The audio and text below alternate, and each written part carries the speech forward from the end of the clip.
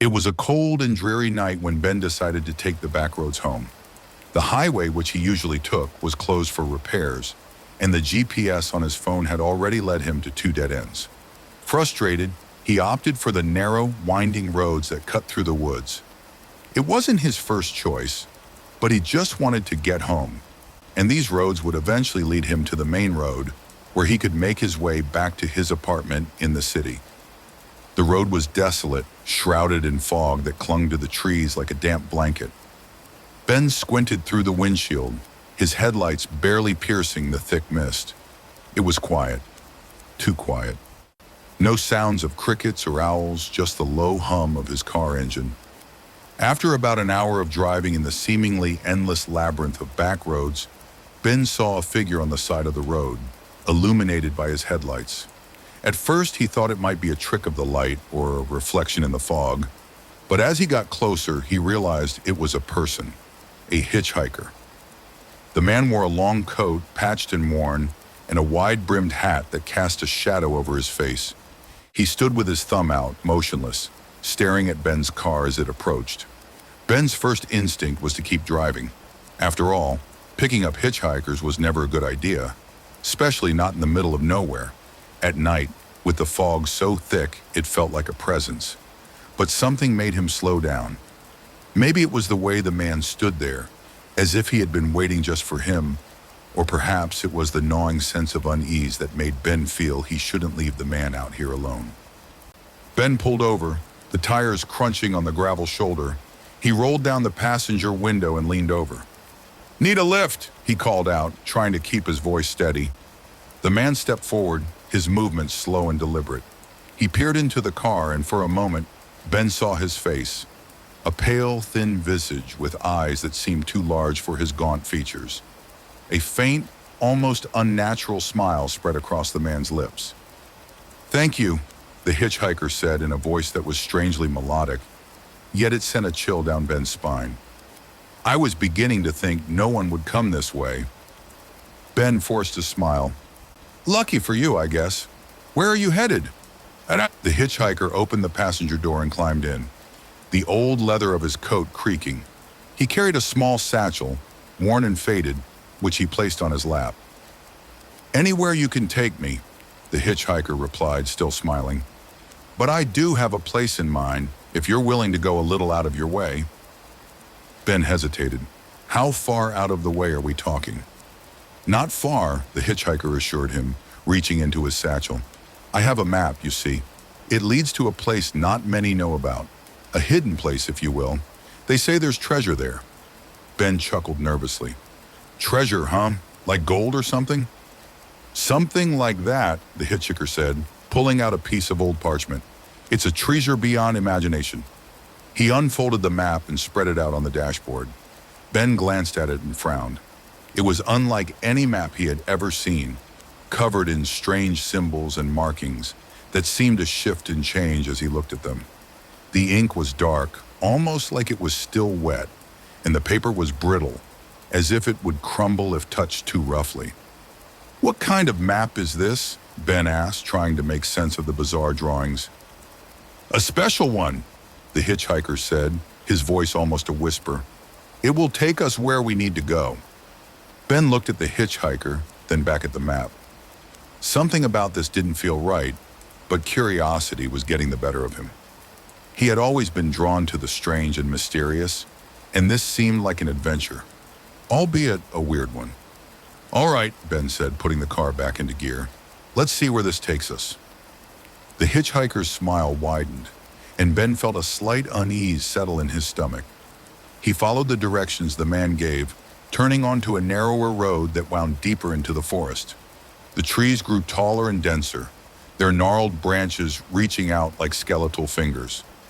The fog seemed to grow thicker, swirling around the car, making it feel as if they were driving through clouds. "How did you find this map?" Ben asked after a few minutes of silence. "It found me," the hitchhiker replied cryptically. "It's been waiting for someone like you, someone willing to take a risk, to see beyond the ordinary." Ben nodded, though he didn't quite understand. The road twisted and turned, leading them further away from any sign of civilization. The trees pressed in on either side, and Ben could barely see beyond the headlights. There were no road signs, no markers, just an endless stretch of road that seemed to go on forever. The hitchhiker guided him through a series of turns, each one taking them deeper into the heart of the forest. The landscape began to change, subtly at first, then more drastically. The trees took on strange shapes, their trunks twisted and knotted, their branches hanging low with heavy dark leaves. The fog turned an eerie shade of green, casting a sickly glow over everything. Ben's hands tightened on the steering wheel. He had been driving for hours now, and the sense of unease was growing stronger. The hitchhiker sat quietly, his eyes fixed on the road ahead, his smile never wavering. "How much further?" Ben asked, trying to keep the anxiety out of his voice. "Not far," the hitchhiker replied. "Just a little further, and we'll be there." Ben glanced at the map again, but it made no sense. The symbols seemed to swirl and dance, making his head spin. He felt a sudden, sharp pain behind his eyes and quickly looked away. "This treasure," Ben said, trying to distract himself from the growing dread. "What is it exactly?" "Everything you could ever desire," the hitchhiker answered. "Riches beyond your wildest dreams. Knowledge, power, whatever your heart seeks, you will find it there." Ben swallowed hard. He wasn't sure he wanted any of those things, at least not enough to justify the growing sense of doom that was settling over him. The road had become rough and uneven, the car jolting with every bump. The trees were so close now that they brushed against the windows, their branches scratching like claws. The fog thickened, turning into a murky soup that swallowed the light. Ben could barely see the road in front of him, and his instincts were screaming at him to turn back. But the hitchhiker's presence was like a weight, pressing him forward, urging him to continue. Finally, they came to a stop. The road ended abruptly, and beyond it was a clearing, shrouded in mist.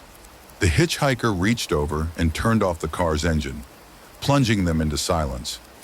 "We're here," he said, his voice soft and almost reverent. Ben looked around, but there was nothing to see, just fog and shadows. He felt a chill run down his spine. "Where is here?" he asked, his voice trembling. "The place the map has led us," the hitchhiker said, opening the car door. "Come, I'll show you." Reluctantly, Ben got out of the car. The air was cold and damp, and he could feel it seeping into his bones. The hitchhiker stood in the clearing, his figure barely visible in the fog. He held the map in his hands, and as Ben approached, he saw that the symbols on the map were glowing, casting a faint, otherworldly light. "This is the place," the hitchhiker said, looking up at Ben with eyes that seemed to gleam in the darkness. "The entrance to the treasure lies just ahead." Ben's heart pounded in his chest. He wanted to turn and run, to get back in the car and drive away, but his feet felt rooted to the ground. The hitchhiker's gaze held him, and he felt as if he was being drawn into those dark, empty eyes. The hitchhiker moved forward, and Ben followed, as if in a trance. They walked through the clearing, the fog parting around them, revealing a narrow path that led into the trees. The air was thick with the scent of earth and decay, and the silence was oppressive, broken only by the sound of their footsteps. As they walked, the landscape grew even stranger. The trees twisted and contorted, their bark covered in strange, pulsating growths. The ground beneath their feet was soft and spongy, like walking on flesh. Ben's skin crawled, and he fought the urge to turn back, to flee from this place that felt so wrong. They came to a clearing, larger than the last, and in the center stood a stone archway, ancient and crumbling, covered in vines. The air around it was thick with a strange, shimmering light, and Ben could feel a pulsing energy emanating from it. "This is the entrance," the hitchhiker said, his voice barely a whisper. "The gateway to the treasure." Ben stared at the archway, his heart pounding. There was something about it that felt familiar, as if he had seen it before in a dream or a nightmare. He took a step back, shaking his head. "I don't think I want to go any further," he said, his voice trembling. The hitchhiker turned to him, his smile gone, replaced by a look of cold determination. "You have to," he said, his voice sharp. "The map led you here for a reason. You can't turn back now." Ben felt a surge of fear. The hitchhiker's eyes were no longer empty. They were filled with a dark, malevolent light. Ben took another step back, but the ground beneath him gave way, and he stumbled, falling to his knees. The hitchhiker moved closer, his face twisted into a grotesque grin. He reached out, his hand cold and clammy, and grabbed Ben's arm, pulling him to his feet. "You can't leave," the hitchhiker hissed. "Not now, not ever." Ben struggled, but the hitchhiker's grip was like iron, holding him fast. He felt a cold, creeping sensation spreading through his body, and he realized with horror that he couldn't move. The hitchhiker dragged him toward the archway, the pulsing light growing brighter, blinding. Ben tried to scream, but no sound came out. The world around him blurred, and he felt a terrible, crushing weight pressing down on him. As they passed through the archway, the light enveloped them, and Ben felt as if he was falling, tumbling through endless darkness.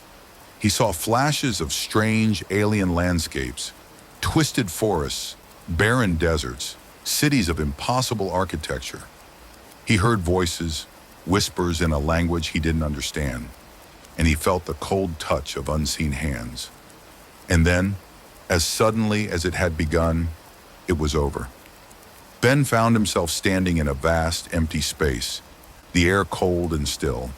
The hitchhiker was gone, and the archway was nowhere to be seen. He was alone. Ben looked around, his heart racing. There was nothing. No trees, no sky, just an endless expanse of darkness. He felt a rising panic, the realization that he was lost, trapped in a place that didn't exist, a place he could never escape from. He took a step forward and the ground beneath him shifted, rippling like water. He stumbled and the ground gave way, swallowing him whole. He fell, plunging into the darkness, his screams echoing in the void. As he fell, he saw the map, floating before him, its symbols glowing with a cold, blue light.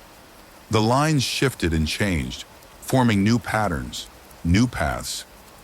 Ben reached out, but the map drifted away, always just out of reach.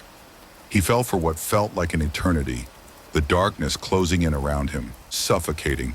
He felt the cold, clammy touch of the hitchhiker's hand, and he heard his voice, a whisper in the darkness. "You wanted to find the treasure," the hitchhiker's voice said, echoing in Ben's mind. "Now you have. The treasure is here, waiting for you."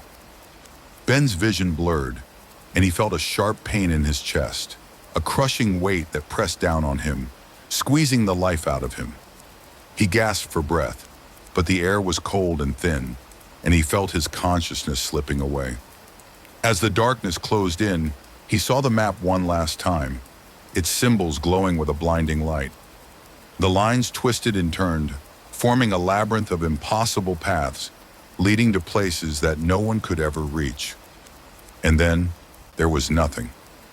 Ben was gone, lost in the endless darkness, a prisoner of the map, forever searching for a way out, a way back to the world he once knew. But there was no escape, no return. The map had claimed him, and he was its prisoner, trapped in a place that was neither here nor there, a place that existed only in the shadows. The hitchhiker stood alone in the clearing, the map clutched in his hand. He smiled, his eyes glowing with a dark, malevolent light. He turned, his coat billowing around him, and walked away, disappearing into the fog. The road was empty, silent. The car sat abandoned, its headlights dimming, swallowed by the mist. The forest was still, the trees watching, waiting. The map lay in the clearing, its symbols glowing, waiting for the next traveler, the next victim. It would find them, as it had found Ben, and it would lead them to a place from which they would never return. For the map was a trap, a lure, a doorway to a world beyond imagining, a world of darkness and despair. And those who followed it would be lost, forever wandering the endless paths, searching for a treasure that could never be found. In the distance, the fog swirled, and a figure appeared, a shadow in the mist. It was a woman, her eyes wide with fear, her steps hesitant. She saw the map lying in the clearing, and she moved toward it, drawn by its strange glowing light. The map waited, its symbols shifting, forming a new path, a new journey. The woman picked up the map, her fingers trembling, and the symbols flared with light, casting shadows on the trees. The hitchhiker watched from the shadows, his smile widening. The map had found its next victim, and the journey was about to begin. He turned, his coat swirling around him, and disappeared into the fog, his footsteps silent. The road stretched out before him, endless and empty, leading to places unknown. The map waited, its secrets hidden, its traps set. And the woman, her eyes filled with hope and fear, took her first step on the path that would lead her to a place from which she would never return. The forest was silent, the fog thick and impenetrable. The road stretched on, winding through the trees, leading to places beyond imagination, places that existed only in the shadows. And the map of no return, waited, its symbols glowing, its paths endless, its traps inescapable. For those who followed the map, there was no escape, no return, only darkness, and the endless search for a treasure that could never be found. The map waited, and the road went on forever. Thank you for listening. We hope you've enjoyed the story. Don't forget to like, subscribe, and hit that bell button, and we'll notify you when the next story comes out.